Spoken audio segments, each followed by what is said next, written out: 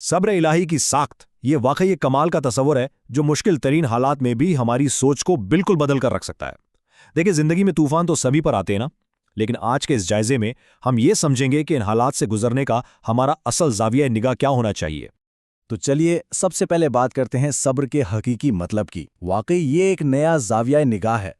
आमतौर पर हम सब्र को महज एक बेबसी समझ लेते हैं कि बस हाथ पर हाथ धरे हालात के बदलने का इंतजार किया जाए, लेकिन सच तो ये है कि ये तसव्वुर बिल्कुल गलत है। सब्र कोई गैर फ़ाल अमल नहीं है, यानी ऐसा नहीं कि बस कुछ ना किया जाए, बल्कि ये दरअसल अल्लाह की हिकमत पर कामिल और गैर मुतज़लज़िल यकीन का नाम है। ये जान लेना कि हर चीज़ के पीछे एक बहुत बड़ी हिकमत काम कर रही है, बस यही सब्र की असल बुनियाद है।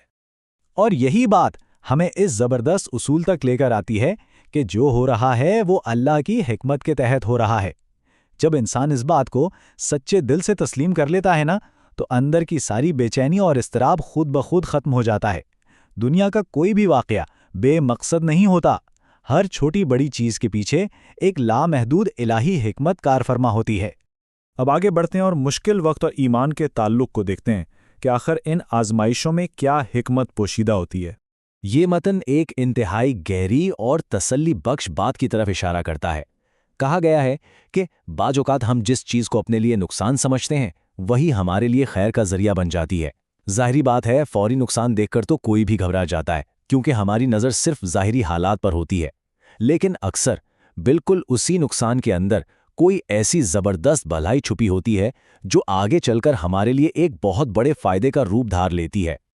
और हाँ, जब हालात सख्त होते हैं तो सबसे पहला ख्याल यही आता है कि हम अकेले रह गए हैं, मगर हकीकत ये है कि अल्लाह अपने बंदों को कभी तन्हा नहीं छोड़ता। आजमाइशों के दौरान ये अकेलेपन का एहसास महज एक धोखा है। ये मुश्किल वक्त हमें तोड़ने के लिए बिल्कुल नहीं आता, बल्कि दरअसल ये हमारे ईमान की तरबियत के लिए आता है। तो फिर इन मुश्किलात से कामयाबी से गुजरने का फॉर्मूला क्या है? इसका एक बड़ा वाज़े और अमली तरीका है। पहला कदम है शुक्र और दूसरा कदम है सब्र। यकीन माने, जब ये दोनों रवैये आपस में मिल जाते हैं तो नतीजा वाकई हैरानकुन होता है। हमारे लिए ऐसे गैर मुतवक्के रास्ते खुल जाते हैं जिनका कभी तसव्वुर भी नहीं किया होता। मतलब मसाइल का हतमी हल सिर्फ दुनियावी तदबीरों में नहीं, बल्कि इस खास रूहानी फॉर्मूले में पोशीदा है। तो अब हम अपने आखिरी हिस्से की तरफ आते हैं, दुआ, जो कि एक मोमिन का सबसे बड़ा और ताकतवर हथियार है। जैसा कि बयान किया गया है, दुआ मोमिन का सबसे मजबूत हथियार है। ये बात याद रखने की है कि दुआ कोई कमजोरी या बेबसी की अलामत नहीं है, बल्कि ये बेपनाह रूहानी ताकत का सरचश्मा है।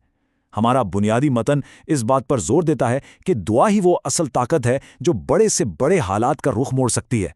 इसलिए चाहे कितनी ही मायूसी क्यों ना हो, इस हथियार को कभी हाथ से नहीं छोड़ना चाहिए। अक्सर ऐसा होता है कि हम मुसलसल दुआ कर रहे होते हैं और बज़ाहिर कुछ बदल नहीं रहा होता, तब दिल टूटने लगता है। ठीक ऐसे ही लम्हात के लिए ये बात याद रखनी चाहिए कि अल्लाह ताख़ीर करता है मगर इनकार नहीं करता। ताख़ीर का मतलब ये हरगिज़ नहीं कि दुआ रद्द हो गई है। जब हम इस बात को समझ लेते हैं तो इन तमाम दुआओं से जुड़ा हुआ जज्बाती तनाव फ़ौरन ख़त्म हो जाता है, जो बज़ाहिर कबूल होती नज़र नहीं आती। और सबसे खूबसूरत बात यह है कि सच्चे दिल से मांगी गई दुआ के सिर्फ दो ही यकीनी नताइज होते हैं। पहला नतीजा तो यह है कि जो मांगा गया है बिल्कुल वही अता कर दिया जाए, लेकिन अगर वो ना मिले तो उसका सीधा सा मतलब यह है कि इससे कहीं ज़्यादा बेहतर चीज़ अता की जाने वाली है। ये इस बात की 100% गारंटी है कि इलाही मंसूबा हमेशा हमारी हतमी भलाई के लिए ही होता है। इस सारे जायजे के बाद आखिर में एक बहुत ही गहरा सवाल उभरता है जिस पर हम सबको सोचना चाहिए। क्या हम इस ताख़ीर में छुपे हुए बेहतर इनाम को वाकई पहचान सकते हैं? ज़रा गौर कीजिएगा, हमारी ज़िंदगी में ऐसी कितनी ही बज़ाहिर मुस्तरद शुदा दुआएं और मुश्किल ताख़ीरें होंगी जिनके पीछे न जाने कैसी कैसी बेहतरीन नेमतें छिपी हुई हैं।